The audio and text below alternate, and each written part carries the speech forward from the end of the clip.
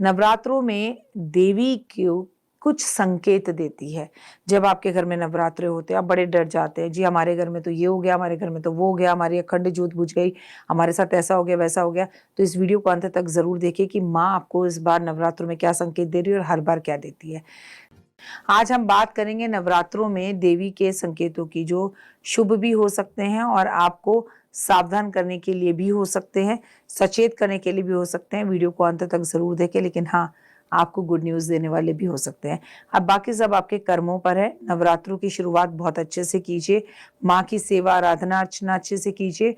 अगर कोई त्रुटि रह गई तो तुरंत माफी मांग लीजिए। नवरात्रे कब से कब तक हैं? तो 22 सितंबर से नवरात्रे शुरू हो रहे हैं, आपको मैंने बार बार बोला है, और 1 अक्टूबर को नवरात्रे खत्म हो रहे हैं, और 2 अक्टूबर को जिस दिन महात्मा गांधी का जन्मदिन है, इस दिन हम बनाएंगे दशहरा। तो आपको इन सब दिन की बहुत बहुत शुभकामनाएं। नवरात्रे में देवी को प्रसन्न करना है तो बस अपने घर में बैठी हुई माँ का सम्मान करें, सासू माँ का सम्मान करें, औरत का अपमान किसी तरह से ना करें। नवरात्रों के दौरान देवी माँ को तरह तरह से प्रसन्न करने के संकेत मिलते हैं।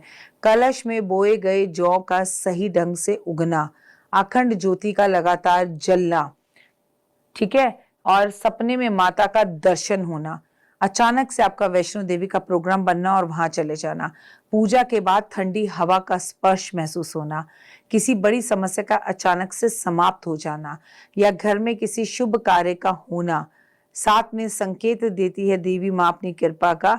आशीर्वाद के लिए आप बैठे हो और अचानक से आपको कोई खुशबू आने लगे, जो खुशबू घर में है ही नहीं और किसी ने प्रयोग नहीं करी, तो मतलब समझिए एक हवा के झोंके के तौर पे माँ भी अभी आपके घर में से निकलकर दूसरे घर की तरफ गई है। आपका बेड़ा पार होगा, और अगर आपको ऐसे संकेत मिलते हैं तो आपको जीवन में बहुत फल प्राप्त होने वाले हैं। ऐसा हम नहीं कह रहे, ऐसे हमारे बुजुर्ग कहते थे। अगर नवरात्रि में नारियल टूट जाए तो अनर्थ नहीं होता, बल्कि निशुभ होता है कि माँ ने उसे भोग लगाया, भेंट स्वीकार करी। अभी मैंने आपको शुभ संकेत बताए, लेकिन नवरात्रों में कुछ अशुभ संकेत भी होते हैं।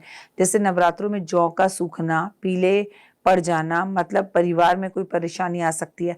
अखंड ज्योत का बार बार बुझ जाना, यूं तो अच्छा नहीं माना जाता, लेकिन मैं कहती हूँ घबराने की बात नहीं है। सपने में काली बिल्ली का दिखना अशुभ संकेत है। आप जहाँ जाएं वहां पर बिल्लियां आ जाना, ये शुभ संकेत नहीं है। जो जीवन में आने वाली परेशानियों का इशारा देते हैं।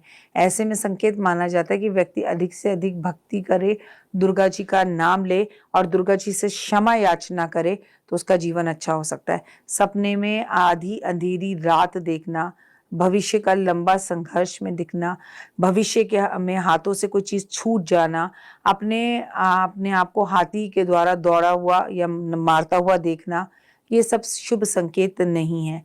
अशुभ संकेत का क्या करना चाहिए? यदि आपको कोई अशुभ संकेत आता है, बाधाएं आती हैं, तो तुरंत माँ दुर्गा की पूजा, दुर्गा कवच पढ़ना शुरू करें। ऐसे में संकेत का मतलब है कि आपके अपने कार्यों पर ध्यान देने की आवश्यकता है, इसीलिए आपको दुर्गा माँ की पूजा करनी चाहिए, उनसे क्षमा मांगनी चाहिए।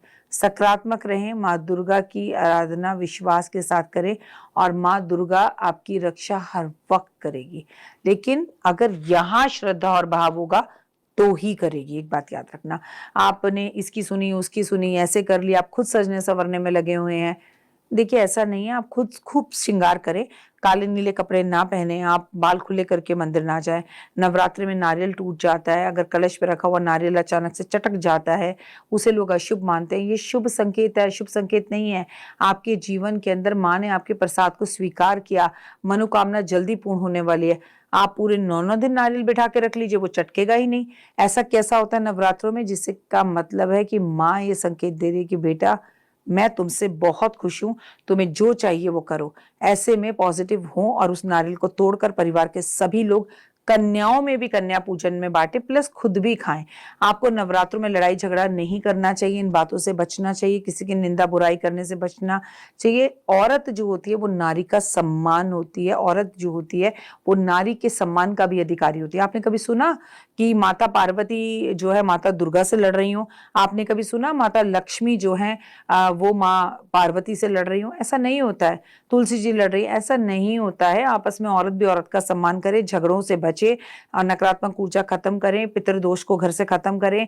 माँ सब संकेत देगी। सास बहू अगर एक है, नंद और भाभी एक है, देवरानी और जेठानी एक है, घर में नियमित रूप से पूजा होती है, एक दूसरे को सम्मान दिया जाता है, तो जीवन में यकीन मानिए कि चीजें बेहतर होनी शुरू हो जाती हैं और महादेव और माता पार्वती की कृपा आपके ऊपर, आपके परिवार पे आने लगती है। नवरात्रों में माता रानी संकेत देती है, चुपचाप से बड़े मंदिरों के अंदर अखंड ज्योत जो है वो शांत हो जाती है।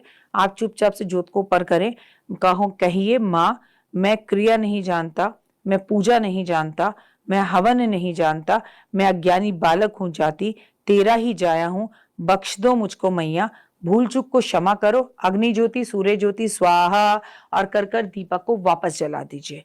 अगर आपका नारियल टूट गया तो नारियल बदल रहे हैं सब नहीं, 9 दिन तक वैसा ही रखिए। कलश में मिट्टी का है, बीच बीच में पानी डालते रहिए, या कलश को एक रात पहले ही जब आपको कलश स्थापित करना है भिगोकर पानी में रखिए कि भाई उसे जितना पानी पीना है वो पानी पी ले। सही है।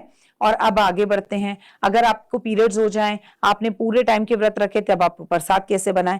देखिए कायदे से तो अगर आप अकेली हैं तो आप कुछ कर नहीं सकती, लेकिन अगर आजकल इतने सारे ऐप हैं जिसमें से आप किसी कुक को बुलाकर साफ सुथरा उसको बोलो भाई ऐसे ऐसे मैं प्रसाद नहीं बना सकती, तुम बना दो, आपका कोई प्रसाद बना दे, पंडित जी आके भोग लगा दें, प्लेटें बना दी जाएं, आप कन्याओं को वो प्लेटें पकड़ाती चली जाएं। इससे फिर पीरियड्स का कोई लेना देना नहीं। लेकिन इतनी भक्ति करने के बाद आप फिर कन्या पूजन ही ना करें, अच्छा हम ना 5 दिन बाद कर लेंगे, अच्छा हम दशमी के बाद कर लेंगे। दोस्त ऐसा नहीं होता। आपको पूजा करनी है तो करनी ही पड़ेगी, और आपने अगर पूजा की है तो उसमें पीरियड्स की किसी भी चीज को लाने की जरूरत नहीं है।